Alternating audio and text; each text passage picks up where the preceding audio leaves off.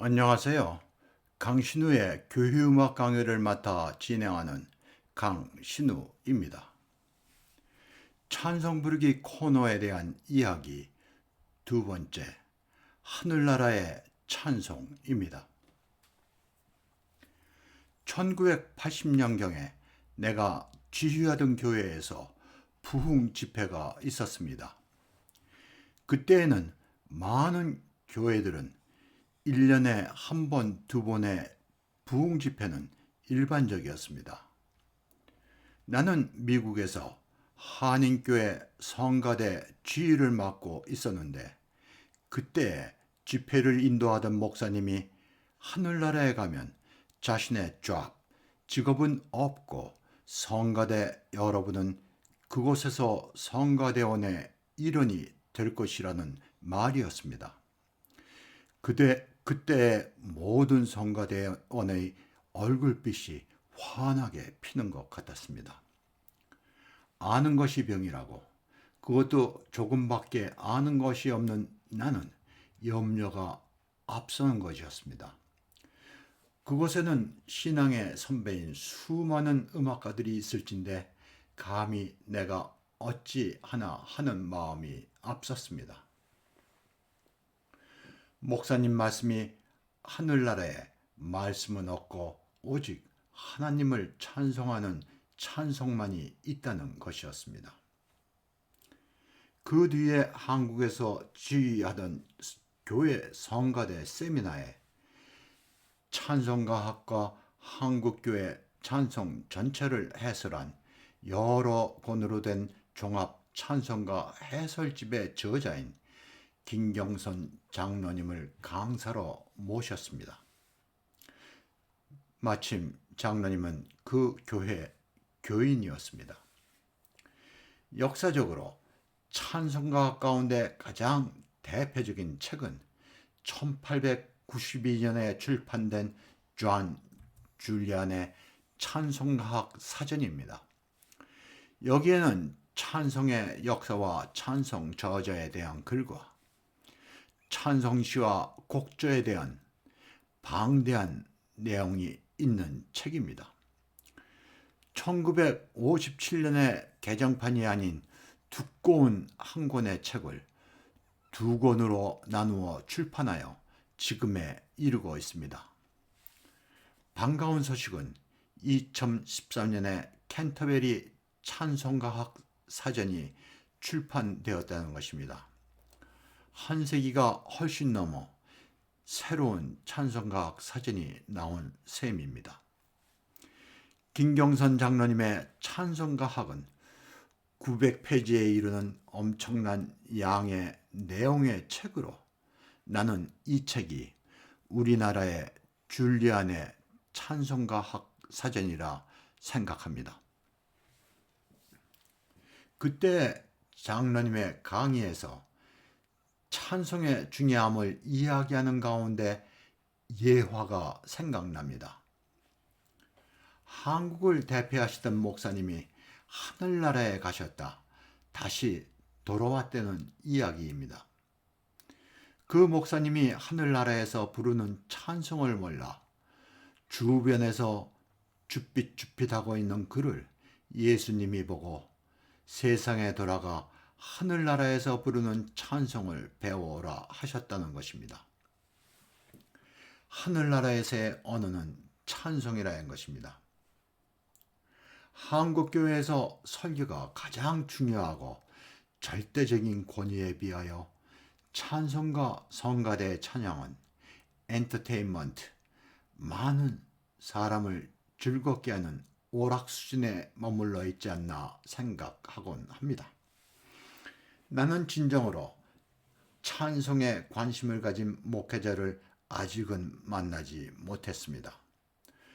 목회자들의 찬송에 대한 고민은 자신의 목소리가 좋지 않다거나 가창 능력이 늦어 찬송을 잘 부를 수 없다는 것입니다. 통일찬송가와 그 후에 발행하여 사용하는 지금의 찬송가는 지구상에 이런 수준의 찬송가가 있을지 궁금합니다. 그러나 목회자들과 교회 음악의 종사자들 가운데 이에 대한 문제의식을 갖고 목소리를 높여 변화를 요구하는 사람들을 보지 못하였습니다. 한국 교회에서 애창단은 옛 미국의 복음가를 시간을 두고 줄여 왔어야 합니다. 개편 찬송가와 새 찬송가가 이를 실천하였으나 통일 찬송가가 이에 핵펀치를 날려 그 희망은 사라졌습니다. 찬송가위원회 교단 대표도 목회자들이 대부분으로 그들의 임무는 자신의 교단에서 사용하던 찬송가에 있던 찬송이 탈락되지 않도록 노력하는 수준입니다. 한국교회 찬송가의 발전은 기대하기 어렵고 미래가 없습니다. 이를 이끌어 나갈 인재가 없는 것입니다. 이 분야를 학문적으로 공부하는 사람이 없습니다. 왜? 이 전문 분야는 광범위한 데다 몇 개의 어학 실력은 기본이고 신학과 음악에 대한 지식과 함께 시문학에 대한 전문성을 갖춰야 하기 때문입니다. 더 큰 문제는 한국교회에서 이를 원하지 않는데 누가 이 길을 가려 하겠습니까? 한국교회의 세계적인 위상이 국력과 함께 커진 것이 사실입니다. 한국교회 부흥에 대하여 세계교회는 경이로운 모습으로 보고 있습니다. 한국교회 지도자들이나 교인들은 기독교 선진국 교회들의 신자 수의 감소를 안타까워하고 한편으로는 이에 상대적인 우월감을 갖는 것입니다. 영국에 사는 한국교회 장로 한 분이 영국 교회의 몰락을 예견하는 듯한 글을 보았습니다. 내가 객관적으로 보건대 그분은 영국 교회의 예배조차 참석하지 않았으리라 생각됩니다. 교회의 역사와 전통에 대한 기초 지식도 없이 자신의 생각에서 남의 교회를 안타깝게 염려하는 것 같았습니다. 요즘 젊은이들의 자조적인 말 가운데 국뽕이라는 말이 있습니다. 국뽕은 국가와 희로뽕의 합성어로 자신의 나라에 대한 환상에 도취되어 무작정 자국을 찬양하는 태도라 합니다. 나라를 너무 사랑하여 이에 몰입하는 것과 같이 한국교회도 스스로 이 같은 경지에 이르는 것이 아닌가 하는 생각을 해봅니다. 한국교회는 2조 말 개화기에 쇄국을 고집하던 130-40년 전에 조선사회를 보는 것과 같습니다. 진정한 의미에서 외국 교회와의 교류나 정보의 유입이 없다고 하겠습니다. 제한된 교류마다 우리와 비슷한 부흥주의 교회나 부흥을 이룬 교회로 제한되어 있습니다. 교회 문화나 예배 의식에서 앞서가는 개신교회들과는 가톨릭 교회와 같다는 이유를 앞세워 애써서 피하고 있습니다. 마치 한번 뜨거운 것에 데인 어린아이 같이 그 근처도 가지 않으려 합니다. 교회 문화는 여러 분야에서 인류 역사에 가장 뛰어난 문화입니다. 요즘 문화 상대주의를 말하면서 어느 문화가 우수하고 열등한 것이 없다는 것입니다. 문화의 다양성은 인정하여도 우수한 문화가 있는가 하면 열등한 문화도 있는 것입니다. 교회의 음악은 서양 음악의 뿌리이며 이를 계승하고 발전시킨 것이 교회입니다. 19세기와 20세기 접어들면서 서양에서 일반 음악, 세속 음악이 융성하기도 하나 교회의 전통음악은 지금도 꿋꿋이 이어오고 있습니다. 그 예로 교회의 예배음악과 성가대가 중심이 된 합창음악은 결코 일반 음악의 그 주위를 양보한 적이 없습니다. 영국의 성가대를 선두로 유럽 여러 나라와 미국의 성가대들은 세계 최고의 합창단의 위치를 지켜오고 있습니다. 교회 성가대가 아닌 세계적인 합창단 거의 모두가 교회와 직접 혹은 간접으로 연관된 연주 단체입니다. 우리 교회는 역사가 짧고 교회 음악의 전통이 거의 없어 서양 음악의 전통이 세속 음악에 비하여 교회가 크게 낙후되고 수준이 낮은 것이 현실입니다. 한국 교회 음악은 메마른 음악 전통의 개혁 교회의 영향과 부흥주의 교회의 대중음악의 영향 아래에 있는 복음가의 영향이 큰 것입니다. 만약 한국교회 성직자나 교인이 영국교회 주일 대예배와 아침 기도회 그리고 매일 저녁에 드리는 저녁 기도회에 참석한다면 많은 분들이 예배의 내용을 이해하기 어려울 뿐만 아니라 성가대의 찬양과 회중 찬송의 내용과 수준이 달라 당황할 것입니다. 혹시 천주교회와 같다고 이야기할지도 모릅니다. 그러나 현재 카톨릭 교회는 예배나 음악의 전통을 이어온 개신교회의 그 내용과 수준에 미치지 못하는 것이 현실입니다. 나의 블로그와 유튜브 강의의 모토가 세계 교회를 내다보는 작은 창이 되겠다는 것입니다.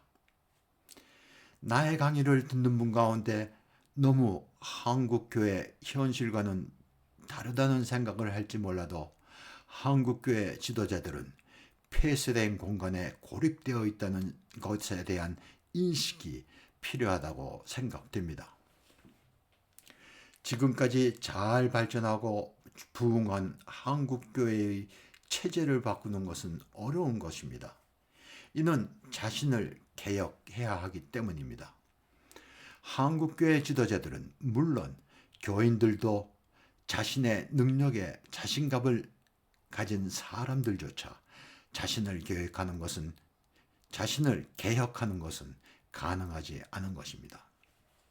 그러나 폐쇄된 공간에서 알을 깨고 나오는 아픔을 극복하지 않는다면 미래의 한국 교회의 모습이 어떠할지 상상이 안 됩니다.